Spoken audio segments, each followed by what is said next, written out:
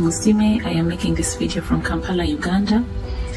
In May this year, 2024, as I was leaving the office, I got a sharp pain on my left side, and I quickly rushed to the hospital, and they confirmed that I had an ectopic pregnancy, and so they had to operate. They had to admit me and operate me immediately. Before this, last year, 2023, in January, I suffered another ectopic on the right side, and as a result, I lost the right fallopian tube. So when I got confirmation this time around in May of this year that it was another ectopic, immediately I knew what that meant. And of course, I knew I would lose the second fallopian tube. Given the pain I was feeling, I had already figured that it had ruptured. So I was booked to do a surgery the following morning at 7 a.m. I went into surgery, into theater at 7 in the morning, and by 7 p.m. I was not yet out of surgery. My family and friends, of course, began to panic because the surgery was supposed to be a laparoscopy, which takes precisely 2 to at max 3 hours. However, the surgery had taken an entire day, and so they began to panic. And as they were asking the doctors for updates, the doctors were not giving them these updates. What was happening on the other end in theater was I was not waking up, and I was on oxygen. When I wake up, eventually, there's immense pain in my throat and my chest, and I'm failing to breathe. So I notice I'm on oxygen and I'm failing to breathe. And at that point, I begin to cough and my chest hurts. I can feel blood in my mouth and sort of wounds. I had cuts on the tongue and wounds. I could feel wounds in the throat. And at that point, I start coughing and I'm coughing out blood. I feel the urge to vomit and I'm vomiting buckets of blood. In that instant, I knew this is not how it was supposed to turn out.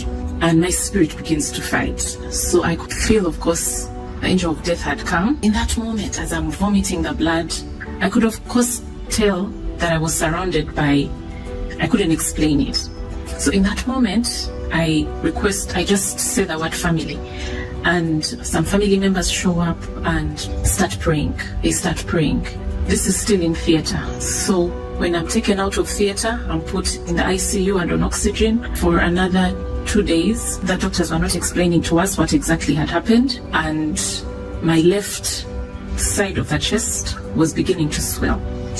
They kept indicating that as part of surgery processes, complications happen, and in this case a complication had happened, but they didn't explain to us what exactly had happened. 3 or 4 days later they discharged me, but I go back home and my left side of the chest is still swelling and I'm pale, very pale. I've lost a lot of blood and my breathing is not okay. It was as though the lungs were not getting enough oxygen. So I quickly, my family members begin to panic and quickly rush me to another hospital where they begin now to check for a clot, which they suspected was in the left lung. And they begin to do what a good hospital does to rescue the situation. But the very day I'm admitted in the second hospital, as I'm in the emergency room, my body begins to get cold from the feet up. And my mother at that point, who was out of the country, arrives. And she arrives at the hospital immediately as I've just been admitted. And in the emergency room, she begins to pray. My mother is an NSPPDN and is always on this altar. She prays, oh man, praise.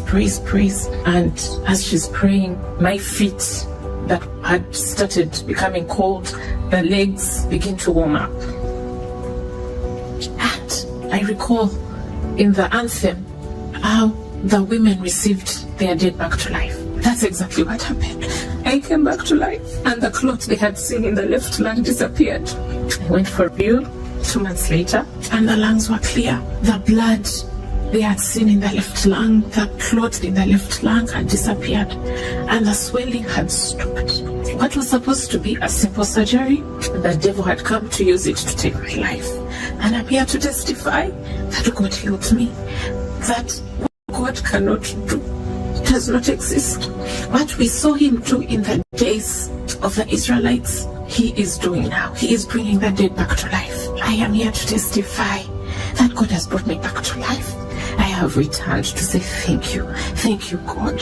Thank you, Pastor Jerry, for being a servant of God, for calling this generation to prayer, to facing the devil head on and putting him to shame.